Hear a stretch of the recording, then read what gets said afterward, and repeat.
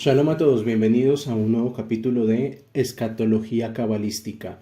Vamos a tocar varios temas en este audio para darle continuación al estudio de este libro. Entonces, primer tema. Cuando el cuerpo es comido por los gusanos, ¿la persona sufre? Dice, hace un par de días una familia me pidió hacer una clase en honor y para la elevación espiritual del alma de la abuela de la familia que había fallecido unas semanas antes. La familia necesitaba escuchar palabras de consuelo y entender un poco mejor qué es aquello que sucede con el alma de la persona cuando abandona este mundo. Cuando asistí dije lo que tenía que decir y ellos hicieron las preguntas que tenían que hacer. Estuve allí el tiempo necesario y al parecer, gracias a Hashem, quedaron más tranquilos y bastante conformes con las explicaciones que les di. Cuando acabó, estaba por irme y una de las niñas me comentó que aún estaba bastante angustiada por aquello que estaba sufriendo su abuela en esos momentos. Sorprendido le pregunté, ¿tú por qué crees que tu abuela está sufriendo? De acuerdo a lo que me dijeron, ella era una buena mujer y si tan solo la mitad de lo que hablaron sobre ella es cierto, ahora mismo debe estar en lo más alto del Gan Edén. Le expliqué que no debe pensar así y que además aún podemos hacer muchas cosas para la elevación de su alma. Y le dije muchas cosas más para reconfortarla y hacerle saber que no debería estar preocupada por ella, pues su alma se fue a un lugar mejor.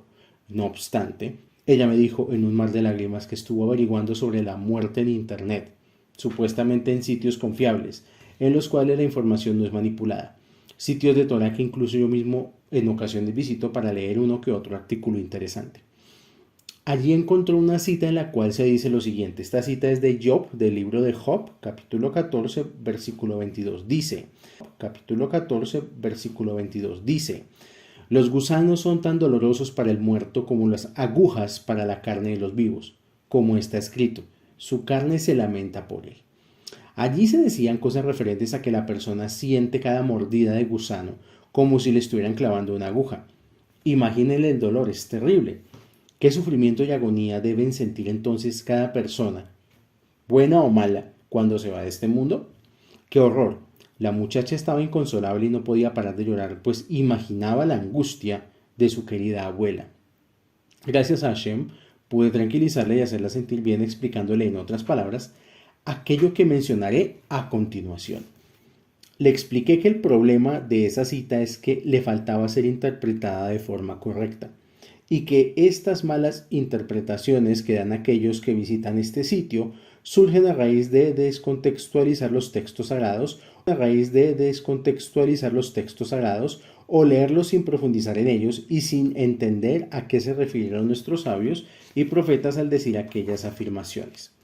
Yo le dije a esa muchacha que evidentemente aquella cita es real, está en la Torá, pero no es una afirmación sino es una comparación y la mayoría de los comentaristas escribe que esto se refiere a la angustia psicológica del alma al ver a su hábitat terrenal en estado de descomposición. Es decir, que en este versículo no se está hablando acerca de que la persona sufre. En dicho ejemplo, el alma de la persona ya no va a estar dentro del cuerpo, salió de allí. Es como cuando alguien se quita su abrigo y es necesario desecharlo porque ya no le queda o porque el abrigo se rompió. Al salir de él, ya no existe ninguna conexión con esa prenda, sino que lo único que le conecta a ella es que ha adquirido un valor sentimental.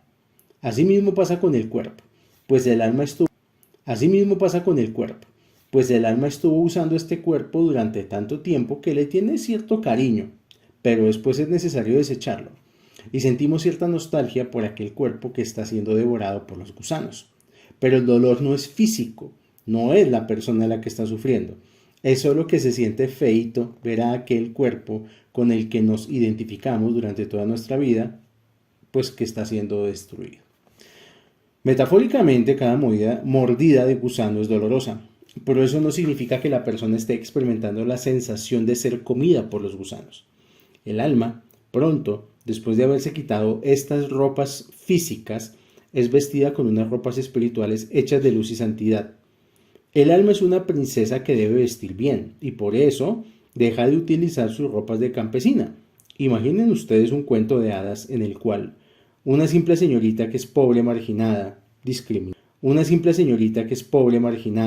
discriminada y prácticamente esclavizada como la Cenicienta, se casa con el príncipe.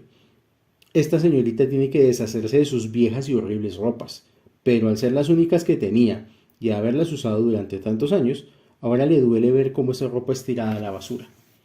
Esa es la intención de nuestros sabios al referirse al dolor que el alma experimenta cuando el cuerpo es comido por los gusanos, y no debe interpretarse esto de otra manera, pues no es la primera vez que alguien lo hace y termina sufriendo incluso severos traumas. Una vez, un hombre más o menos de 14 años, un joven, en una clase que daba en su casa, se puso a llorar frente a sus papás, porque sentía mucho miedo de morir y experimentar el dolor de ser comido por los gusanos. Esto se debe a que, en la escuela, cada uno de sus maestros le contó esto mismo y evidentemente no le dio la explicación que ahora les acabo de dar. Que la perciban como algo terrorífico y a Hashem, Hasbe Shalom, como si fuera un juez estricto al que solo le interesa hacer a las personas sufrir. Es terrible y sumamente doloroso escuchar esto, y ojalá que sea mediante esta explicación que todos aquellos que han leído esta frase o esta comparación u otras similares puedan darse cuenta de que las cosas no son como se ven a simple vista. Ojalá que esto nos enseñe que debemos ser cuidadosos al estudiar y averiguar a qué se refieren las sagradas palabras de nuestros sabios en cada ocasión, pues muchas veces lo que se entiende de manera superficial de sus palabras y el mensaje profundo que ellos quieren transmitir realmente son dos cosas completamente diferentes. Para entender esto, hay varios libros donde, por ejemplo, Midrashim, donde se explican de manera metafórica ciertas cosas de la Torá a profundidad. Incluso uno llega a sentir en un punto que la Torá es solamente un libro de... no sé si ustedes han visto. Voy a poner el ejemplo. Cuando sale una película nueva a la cartelera y está próxima a ser estrenada en cine, generalmente hay las películas tienen un tráiler. Y el tráiler es como una especie de corto pequeño donde se promociona la película, se toma las mejores escenas, se le pone música adecuada para que genere la atracción, para que las personas pues se interesen en ir a ver la película. Pero no es la película, o sea, solo es el tráiler, solo es el resumen comercial publicitario de la película. La Torah es algo parecido. La Torah es un montón de trailers que se van colocando unos detrás de otros.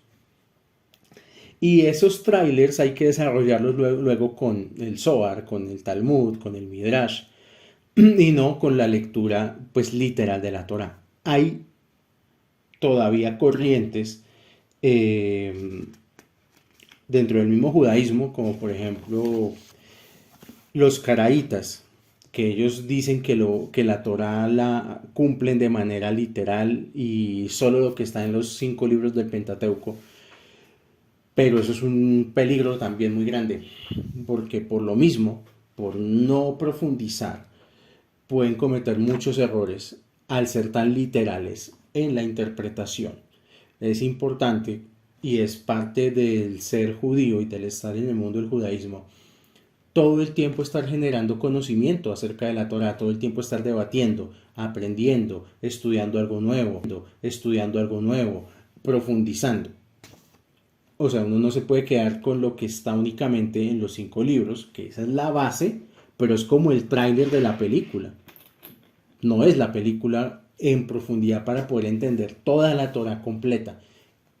Y quizás por esto, por las personas que leen la Torá literal, es que mucha gente malinterpreta la Torá y piensa que Hashem es un Dios, Hasbe Shalom, vengativo, rencoroso, cruel. Nada de eso es verdad. Y el judaísmo no se guía bajo esos preceptos de crueldad con las personas. O sea, dudo mucho que nosotros, no sé, en una familia que guarda Torá, si un hijo comete un error, salgan y lo lapiden, lo apedreen. Y la Torah literalmente lo dice, pero no ese es el sentido ese es el sentido que se le quiere enseñar al pueblo. que cada que alguien comete un error hay que darle paloterapia. Hay que ir y estudiar más a profundidad. Siguiente tema de la escatología cabalística. ¿Qué piensan los muertos de nosotros? Rabí Abajú dijo: todo lo que se dice enfrente del muerto es sabido hasta que se sella la tumba. Rabí Hía y Rabí Shimon bar Rabí no estaban de acuerdo. Uno decía que el muerto tiene conciencia hasta que se sella la tumba y el otro decía que hasta que la carne se descompone. Y estamos leyendo Talmud Babli, Tratado de Shabbat. Dice: el muerto está presente en el panegírico. Rab le dijo a Rab Shemuel, el hijo de Shirat: hagan que la gente se emocione cuando hablen de mí porque yo estaré allí. Y Rav Kaplan en su libro Si tú fueras Dios pregunta: ¿los muertos saben qué está sucediendo en el mundo de los vivos? Su omnisciencia. Rav Kaplan dice que cuando un hombre muere, entra a un nuevo mundo de conciencia y existe como un alma sin cuerpo y sigue sin embargo consciente de lo que está pasando en el mundo físico. Aprende gradualmente a enfocar y concentrarse en cualquier acontecimiento físico que desee. Al principio, la experiencia es aterradora. Uno sabe que está muerto. Puede ver que su cuerpo yace en la tierra con todos sus amigos y parientes llorando su muerte. Se nos dice que inmediatamente después de la muerte, el alma está muy confusa. ¿En qué pone mayor atención? ¿Qué es lo que más le atrae? Mucha gente se identifica con su cuerpo y por lo tanto es difícil para el alma romper con el hábito de enfocarse en su cuerpo. Es por esto que los primeros días el alma está obsesionada con su cuerpo. Esto está manifiesto en el verso siguiente también del Tratado de Shabbat, hoja 52a. Dice: y su alma llorará por él. Esto es cierto especialmente antes de que se encierre el cuerpo. La mente se pregunta qué pasará con su cuerpo. Es fascinante pero aterrador a la vez observar todos los arreglos para el funeral y el entierro del propio cuerpo. Esta es quizás una de las razones por las cuales el judaísmo nos enseña que debemos tener el mayor respeto por los restos mortales. Podemos imaginarnos cuán doloroso debe ser para el alma ver a su cuerpo tirado como el esqueleto de un animal. La Torá, por lo tanto, lo prohíbe. Esto también está relacionado con el asunto de la autopsia. Podemos imaginarnos cómo se sentiría el alma al ver su cuerpo yaciendo en la mesa de autopsia, disecado y examinado. Esta alma sin cuerpo pasa gran parte de su tiempo aprendiendo a enfocar. Es ver sin ojos usando algún proceso para el cual ni siquiera tenemos palabras para describirlo. Los cabalistas denominan este fenómeno, ver sin ojos, kafakela. Es como si a uno lo arrojasen con una onda de un extremo del mundo a otro. Una de las cosas que la mente enfoca con bastante facilidad es su propio cuerpo. Es un elemento familiar y pareciera que permanece algún lazo entre ellos. Es en cierto modo un refugio para su desorientación. El cuerpo empieza, por supuesto, a descomponerse poco después de ser enterrado. El ver esto debe ser doloroso y aterrador. El Talmud nos va a venir a enseñar lo siguiente. Dice: los gusanos son tan dolorosos para el muerto como agujas en el cuerpo de un ser viviente. Como está escrito, su carne de él se dolerá. Ya lo leímos anteriormente. Muchos comentarios dicen que esto se refiere a la angustia psicológica del alma al ver a su morada terrenal en estado de descomposición. Para los cabalistas, esto es Hibud HaKever, que el Hibud HaKever es un término que traduce algo así como el castigo de la tumba. Por lo que experimenta el cuerpo en la tumba puede ser mucho peor que el Gehinnom. Esto va variando según cada individuo, o sea, no es lo mismo la experiencia de un alma a la de otra alma, porque mientras más uno esté obsesionado con el mundo material, más va a estar obsesionado con su cuerpo físico, y aún más obsesionado va a estar después de la muerte. O sea que este proceso de desprendimiento del alma va a ser mucho más fácil para la persona que está más desapegada del mundo material. Ya lo hemos tratado en otros apartados de este libro, pero haciendo como una profundización. El alma, cuando está en el cuerpo, está como en una prisión y la prisión limita los movimientos del alma, o sea, el alma solamente puede hacer lo que el cuerpo le permite hacer, solamente puede ver lo que el cuerpo le permite ver, solamente puede oír lo que el cuerpo le permite oír, porque en este punto, donde estamos en este momento nosotros, en el mundo de los vivos, el alma está limitada por los ojos físicos, por los oídos, por la nariz, por la boca, etc. Pero el alma, cuando sale del cuerpo, ya no tiene la limitación de los órganos del cuerpo, entonces percibe mucho más. Todos sus sentidos se amplían. Y la prueba de lo que estoy diciendo es la siguiente. Yo les voy a demostrar en este audio que uno puede escuchar sin... Vamos a hacer un ejercicio. Yo quiero que ustedes cierren sus ojos por un instante y se imaginen un cielo azul lleno de nubes y que las nubes se mueven a través de ese cielo, un cielo azul celeste puro, muy limpio, un cielo muy bonito. Y ustedes tienen en este momento sus ojos cerrados. Entonces la pregunta es, ¿quién está viendo el cielo? ¿Lo están viendo los ojos o lo está viendo el alma? Porque pues si yo tengo los ojos cerrados, ¿cómo voy a estar viendo un cielo azul en este momento? Ahí es cuando empezamos a descubrir las facultades del alma. De ahí también deriva, por ejemplo, un área que es la meditación cabalística, que es entender que con el alma se puede trabajar para modificar el túnel de realidad. Pero no es parte de este audio. Pero lo que quiero demostrar es que el ser humano puede percibir cosas sin sus órganos físicos. Segundo ejercicio. Bueno, todos tienen una canción favorita o alguna de sus canciones preferidas. Trate de imaginarse la letra de la canción en este momento, como si estuviera escuchando la canción.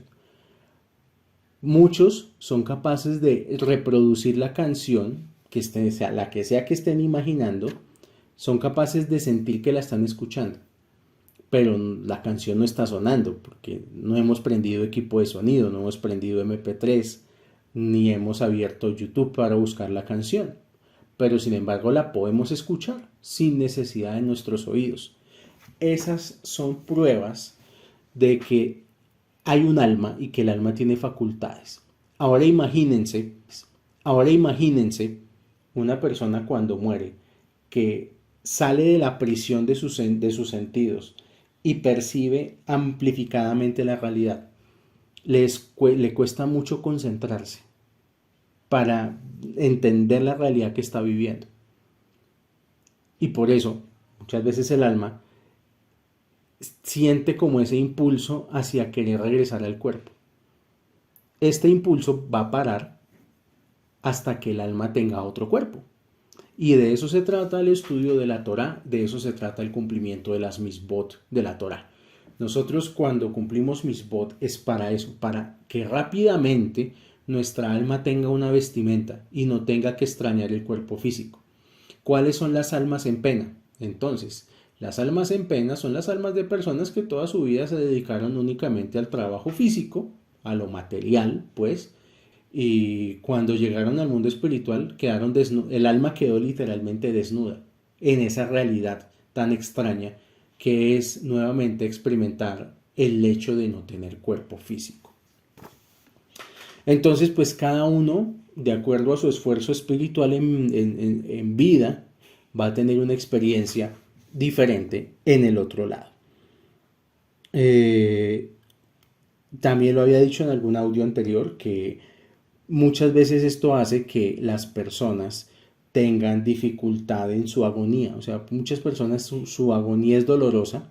Es por eso, porque la agonía representa el no querer desprenderse del mundo material. El que la persona no quiere desprenderse de sus posesiones, de las cosas, de las personas. Todavía quiere estar atada a este mundo. Entonces, el alma quiere salir, pero el cuerpo no la deja.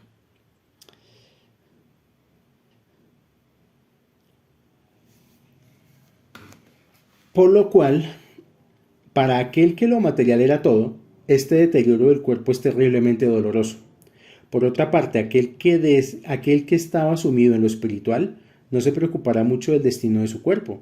Se encontrará muy a gusto en el mundo espiritual y olvidará seguramente rápido su cuerpo. Esto es lo que nos enseñan los Sadikim, y por eso los Sadikim no se preocupan del Ibud Akeber, porque no han dado nunca mucha importancia a su cuerpo. En general, la adaptación al mundo espiritual depende mucho de la preparación que uno haya tenido en este mundo. Nuestra tradición nos enseña que se logra esta preparación es a través de la Torah. O sea, uno cómo se prepara para morir, viviendo una vida de misbot, comiendo kasher, guardando Shabbat, cumpliendo halajá, cumpliendo. Para muchos de nosotros la muerte es una experiencia aterradora, mientras que los tzadikim la esperan con ansias. Poco antes de su muerte, el rabino Nachman de Breslev dijo lo siguiente, abro comillas, no saben cuánto anhelo deshacerme de esta prenda que es mi cuerpo, cierro comillas. Si realmente creemos y confiamos en un Dios misericordioso, la muerte no nos atemoriza. O sea, que también parte de la lección de este capítulo es que la muerte aterroriza es aquella persona que no está preparada o que siente que su trabajo espiritual no está completado. Para una persona que está en Torah, que tiene Kedusha, es simplemente un paso más.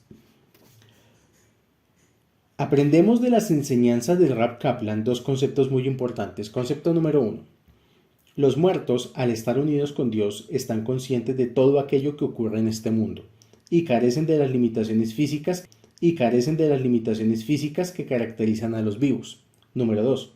Después de salir del cuerpo, el alma se encuentra en un estado de confusión y para el alma es difícil apartarse del cuerpo y seguir creyendo que ella es aquel cadáver. Por lo tanto, sufre al ver a su cuerpo sufrir. Pero es más fácil este proceso para las personas que desde su vida se desprendieron de lo físico y se conectaron con lo espiritual.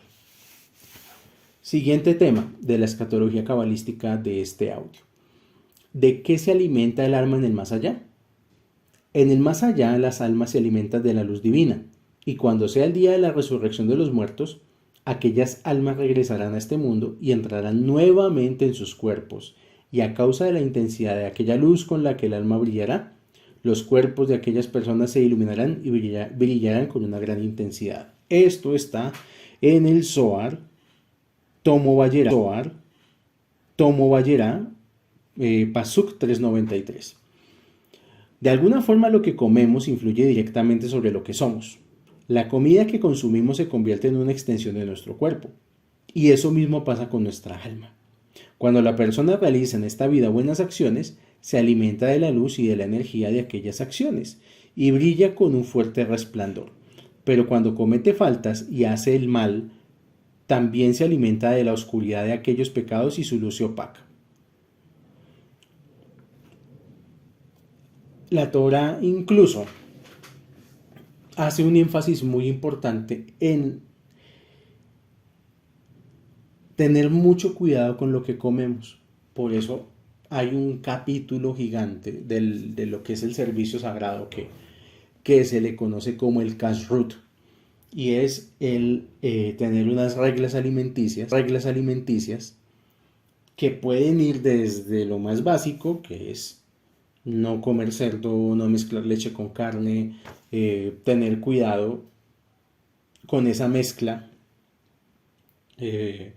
hasta lo más profundo y complicado o complejo, que es por ejemplo la revisión de los alimentos, que todas las verduras hay que revisarlas porque todas las verduras tienden a tener gusano, y entonces la persona que se encarga de la alimentación de la casa tiene que examinar desde el arroz en adelante, o sea, todo tiene un grado de impureza en la comida, y pues una persona que se come un gusano en su comida pues equivale también a casi como si comiera cerdo. Entonces el kashrut es importantísimo porque el kashrut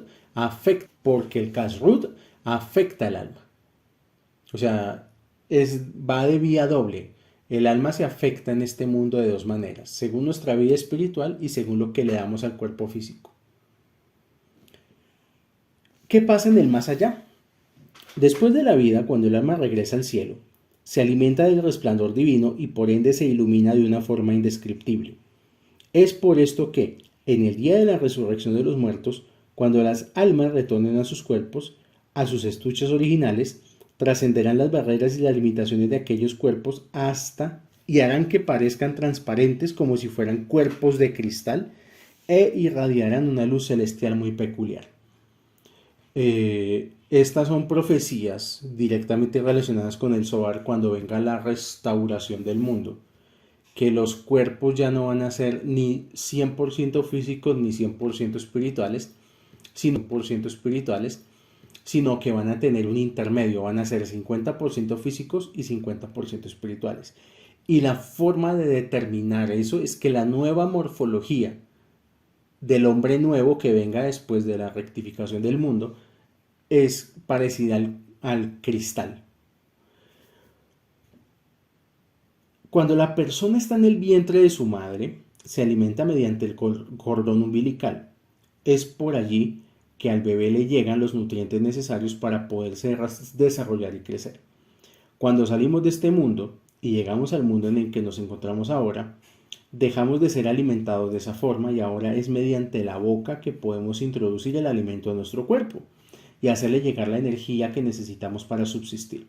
Sin embargo, esto no acaba aquí. Nuestros sabios nos enseñan que cuando la persona se va de este mundo, su alma baja al Gan Edén terrenal, sino que en aquel lugar el alimento y toda su energía la obtiene mediante el olfato.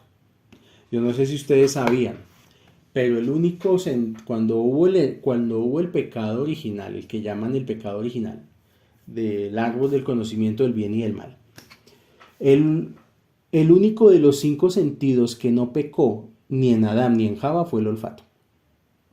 Todos los demás sentidos pecaron. Entonces, aquí nos está haciendo un paralelo en que un alma que se rectifica por completo y tiene el acceso al Gan Edén, su alimentación ya no va a ser material, sino va a ser muy parecida a cuando un bebé está conectado por un cordón umbilical, sino que ahora va a ser por medio de lo que se conoce en el Gan Edén como el olfato. El aroma de aquel lugar es tan intenso que contiene todas las vitaminas y nutrientes que el alma necesita para alimentarse y desarrollarse durante 12 meses. Después de este tiempo el alma sube al cielo y allí ya no se alimenta más mediante el olfato. Ahora lo hace mediante la vista y toda su energía la obtiene gracias a que puede observar el resplandor de la luz de la divinidad. Allí las almas pueden alimentarse solamente mediante la vista. Al poder ver aquella luz maravillosa, se vuelven entes espirituales muy poderosos, tan poderosos que cuando llegan a sus cuerpos después de la resurrección, con la llegada de Mashiach, aquellos cuerpos no podrán contener ese resplandor y se volverán parte de aquella luz. Es por eso, dicen nuestros sabios, que la fisionomía humana fue diseñada de esa forma, para reflejar los niveles y las etapas por las cuales va evolucionando la alimentación. El ombligo es la parte más baja, pues es una forma de alimentación muy elemental.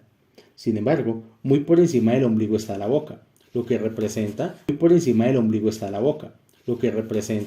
una fuente de alimentación de mejor calidad. Mediante la boca podemos disfrutar de muchos más sabores y no solo de los nutrientes de la comida. Sin embargo, existen formas de alimentación mediante las cuales se puede disfrutar aún mucho más y absorber mucho mejor los nutrientes y la energía espiritual de los alimentos, y esto se da mediante el olfato. Pero solo cuando el alma está lista y sale de este cuerpo, pues así como un bebé en el vientre de su madre se ahogaría si pudieran darle algo de comer por la boca cuando aún está allá adentro. Igual nosotros, también nos ahogaríamos si quisieran darnos aquel alimento espiritual mediante la nariz en este mundo. Pero en el Gan Edén terrenal, el alma está lista para ser alimentada de esa forma, y es por eso que la nariz está por encima de la boca, justamente para reflejar esa idea. Igualmente no podemos entender cómo es que posteriormente el alimento lo vamos a recibir mediante la vista. Es extremadamente difícil de comprender cómo es que podemos alimentarnos de esa forma. Pero también para el bebé sería imposible comprender cómo es que al salir del mundo en que se encuentra va a ser alimentado por la boca. Lo importante es que Hashem se encargó de colocar a los ojos por encima de la nariz justamente por esa razón, y que en algún momento vamos a ser alimentados mediante la vista. Por lo tanto, debemos procurar cuidar mucho lo que vemos en este mundo para que así podamos aprovechar mejor nuestra vista para alimentarnos de luz divina. Si vamos aún más allá, podemos entender también el motivo por el cual la mente está aún por encima de los ojos. Y esto se debe a que en los niveles más altos y en las dimensiones espirituales más elevadas, el alma se alimenta simplemente de la mente, del conocimiento y de la sabiduría divina. O sea que, por eso muchos sabios dicen que en los mundos superiores el alimento es prácticamente la luz de la Torah, pero es literal, o sea, es cuando ya la Torah se convierte en luz. Es lo que se conoce como la Torah de fuego. Esa Torah de fuego iba a ser entregada al pueblo de Israel. Eso fue en el libro de Shemot. Y fue cuando sucedió el becerro de oro. Entonces, cuando sucedió el becerro de oro, ya el pueblo no estaba capacitado para recibir la Torah de fuego. Ya no podía recibir luz directamente. Entonces tocó una Torah de menor intensidad, que es la Torah que tenemos hoy en día. Se le conoce como la Torah Shevial P. Entonces, por eso, parte de lo que se dice aquí, no me quiero desviar del tema, tiene que ver con la porción de Korah, justamente. La parashá de Korah revela una de las caídas espirituales más grandes del pueblo judío, del pueblo de Israel, y tiene mucho que ver con el becerro de oro. ¿Por qué? Porque Korah lo que hacía dentro del pueblo hebreo era construir una nueva narrativa para destruir la narrativa de la Torá. Y eso también lo hicieron los que construyeron el becerro de oro. El becerro de oro pretendía crear una nueva narrativa para sustituir a Moshe. O sea que fueron varias las ocasiones a lo largo de la Torá en la que se quiso quitar de en medio a Moshe. Se le quiso quitar de su lugar. En el caso de Korah, por ejemplo, cuando él reta a Moshe con el hecho de no poner mesuzá en la puerta de su casa porque su casa está llena de Sefer Torah, es diciéndole a Moshe, lo que tú haces no sirve, no vale. Vale más tener un montón de Sefer Torah y esta es mi narrativa. Lo mismo cuando quiso ir más allá con respecto al talit y a los tzitzit, que se sabe que en ese entonces había una orden, una mitzvah, de que los tzitzit tuvieran un hilo azul, un tejelet. Entonces, como Korah quería crear una nueva narrativa, dijo, no, pero hombre, ¿para qué un solo hilito? Mejor que todo el talit sea de color azul. Con eso cumplimos más y hacemos más y somos más.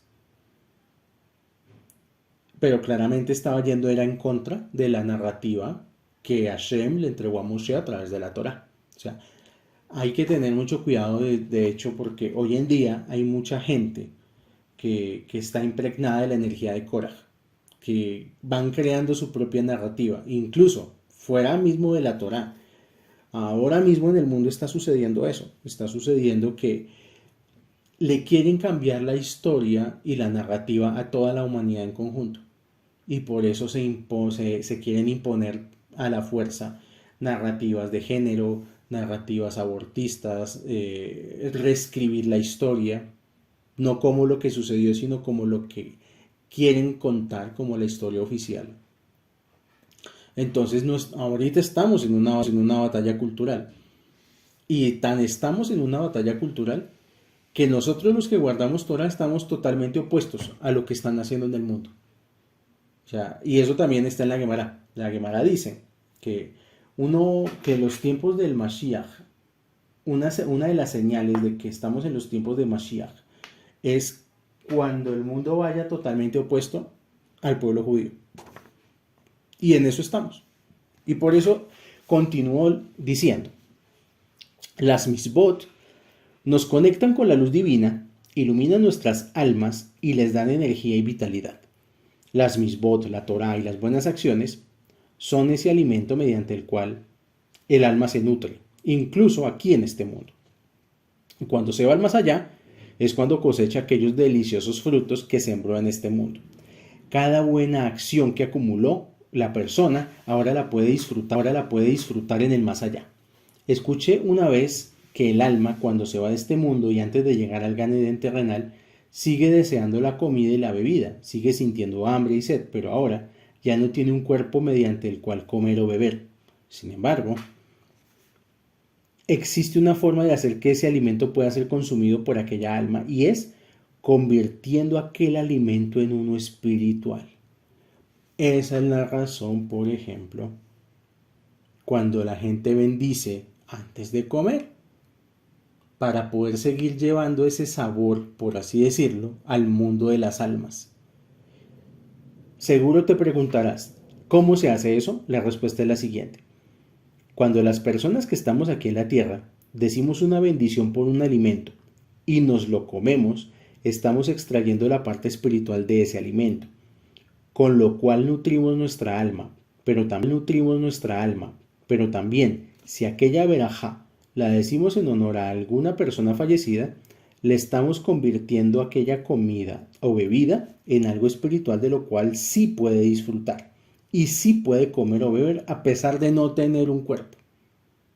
O sea que hay una parte del sabor de los alimentos que se disfrutan más allá de los sentidos físicos. Es decir, aquello que hacemos cuando vamos a una casa de luto y recitamos una verajá por la comida o la bebida que allí nos dan, es liberar la parte espiritual de aquel alimento para darle la oportunidad al alma de poderlo disfrutar. Aunque yo voy en contra de este comentario.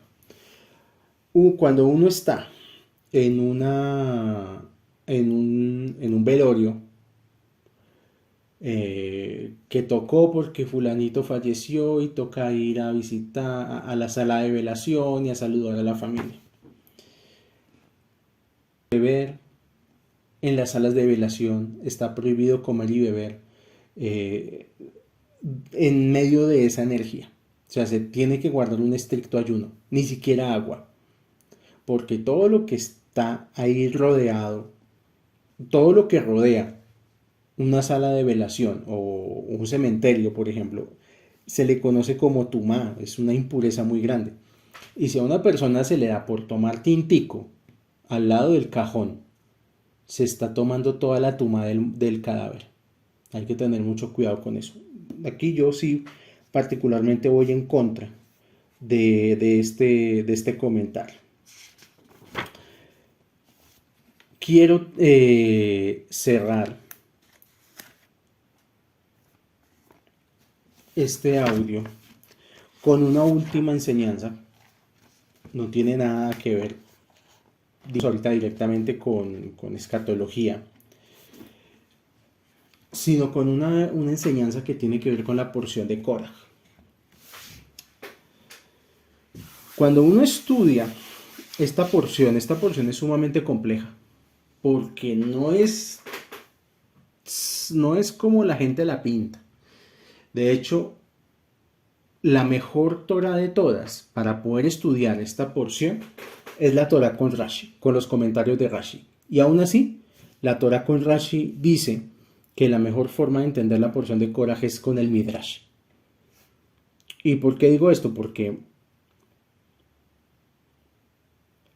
uno tiene que estudiar el contexto de lo que le pasó a Korah. Korah era un hombre sumamente rico. Era el hombre más rico del todo el clan Israel. Dice el Midrash que burros venían cargados con las llaves de los tesoros de Korah. O sea, que los 300 burros no cargaban los tesoros de Korah, apenas cargaban las llaves. O sea, que el primer error que Korah cometió fue el de alguien que lo tiene todo y se obsesiona por lo que no tiene. O sea que nosotros somos nosotros tenemos algo de Korah cuando nos obsesionamos por las cosas que no tenemos, por las cosas que creemos que nos faltan o que otros tienen y nosotros queremos. Entonces ahí esa es una de las primeras manifestaciones de Korah. En audios anteriores yo les comentaba, porque pues venimos en una sucesión de parashá muy similares, Bejalotejá, Shelach Lejá, Korah, y en un audio anterior yo les comentaba que la única manera en la cual uno puede gestionar en su día a día el Yetzer Hará es a través de no quejarse con las personas, sino directamente con Hashem. ¿Qué le pasó a Korah? Korah fue iniciado para servir en el templo, o sea, él iba a servir en el templo como un levita, como un leviim. Y lo iniciaron. O sea, Moshe, Aarón, todos ellos iniciaron a Korah. ¿En qué consistía la iniciación de Korah y de todos ellos? Consistía en que los rasuraban, los calveaban, los depilaban, o sea, quedaron totalmente pelones. O sea, no tenían un solo pelo en ninguna parte de su cuerpo. Y fueron ya con esto iniciados para el servicio sagrado. Y resulta que pertenecía a un lugar, pero el lugar que era para Korah se lo dieron fue al menor de la tribu de Korah, que es la tribu de Kehat. Y se lo dieron al menor, que es Elifazán ben Uziel, el más pequeño de los primos. De alguna manera Korah tenía razón en quejarse, porque sí le correspondía a un lugar y igual no se lo dieron a otra persona. El error de Korah fue que él fue con su mujer a quejarse de Aarón, de Moshe, etcétera, etcétera, etcétera.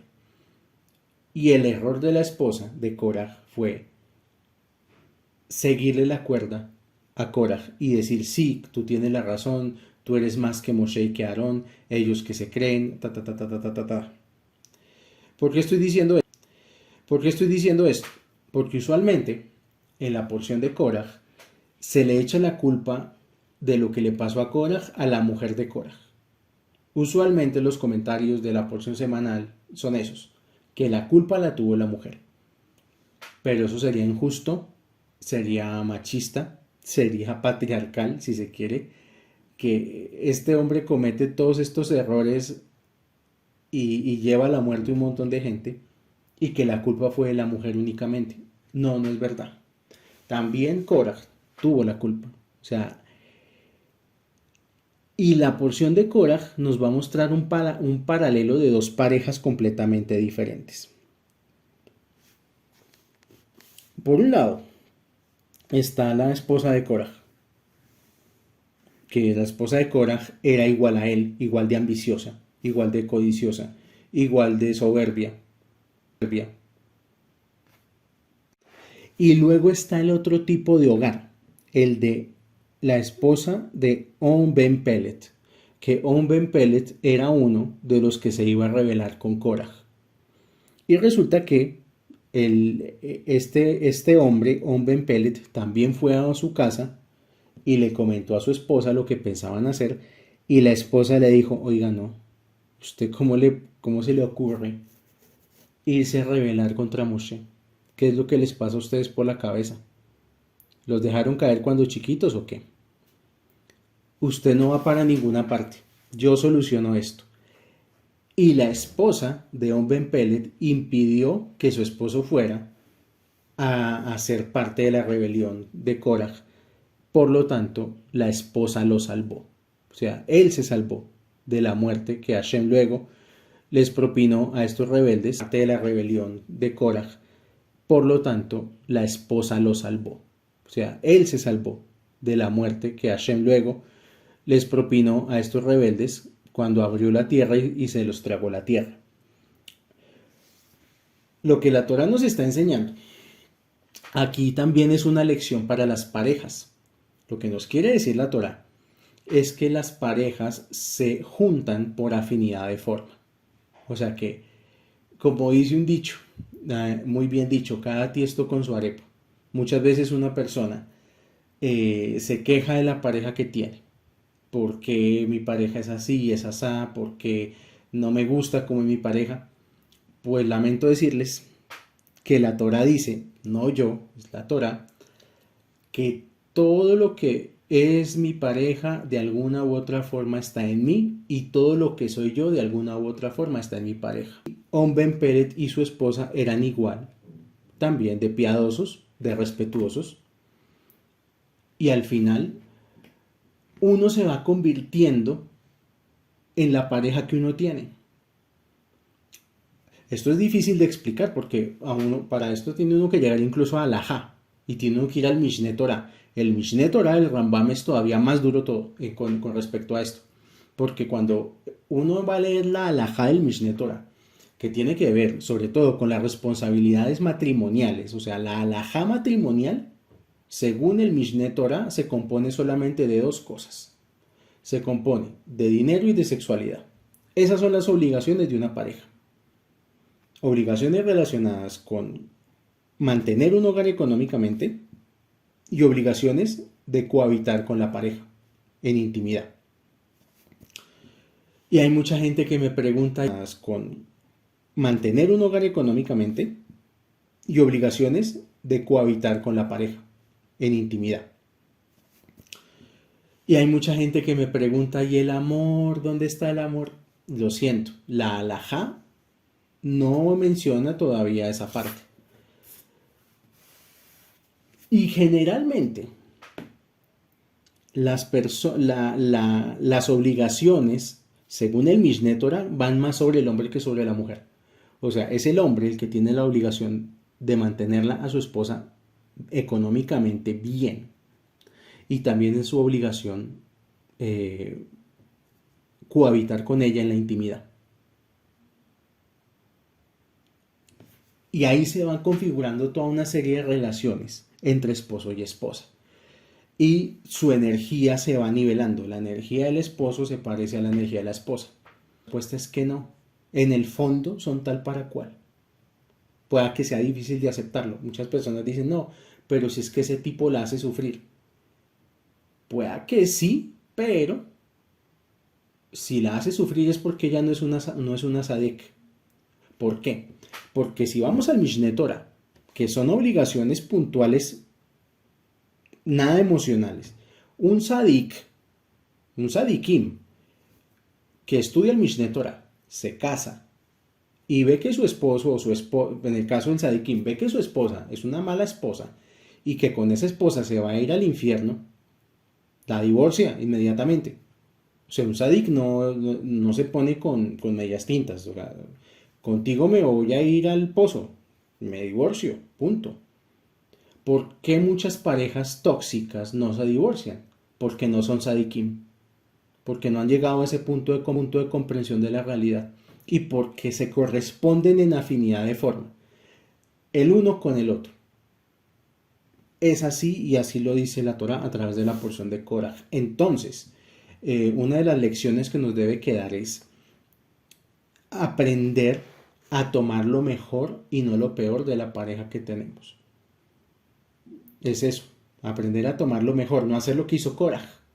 Que Korah tomó lo peor de su esposa y su esposa lo peor de Korah. Y todo el bollo que después se desencadenó.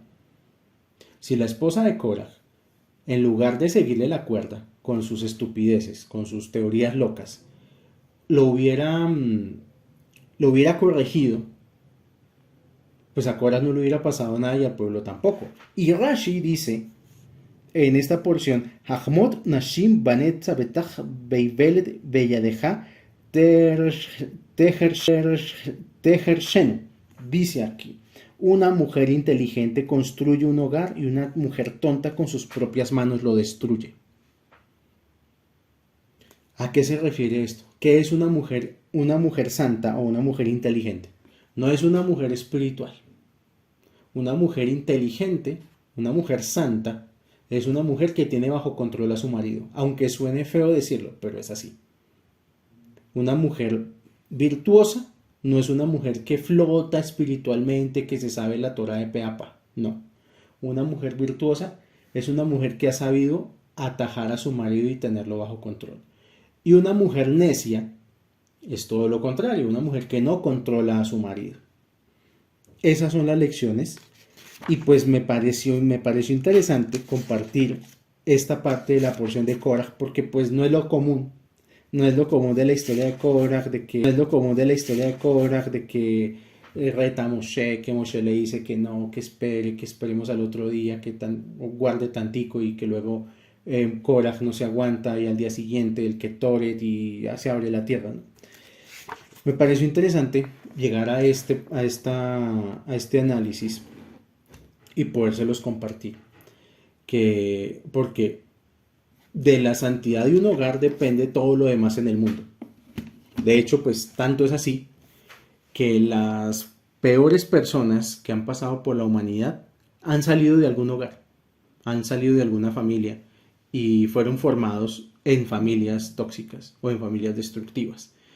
Entonces uno tiene que ir más allá de los sentimentalismos y analizar su vida de manera más pragmática, así como lo dice la escatología cabalística, cómo se alimenta la alimentación más burda, cómo se alimenta la alimentación más burda, es la alimentación del ombligo, y más arriba está la boca, que es una alimentación más noble. Incluso la boca puede elegir qué comer, el cordón umbilical no. Luego está el olfato, que es más noble que la boca, y luego están los ojos, que es más noble que el olfato y que la boca. Eh, de la misma manera, la cabeza está por encima del corazón. Una persona que quiera cambiar su vida y transformarla tiene que pensar más y sentir menos. No significa ser desalmados, porque somos seres humanos y sentimos, pero no podemos dejarnos guiar solamente por el sentimentalismo, sino también por, por la racionalidad, por la lógica, porque la cabeza está por encima del corazón. Y ya saben, cuando vean parejas tóxicas, no se pongan de parte de ningún. Shalom, shalom para todos.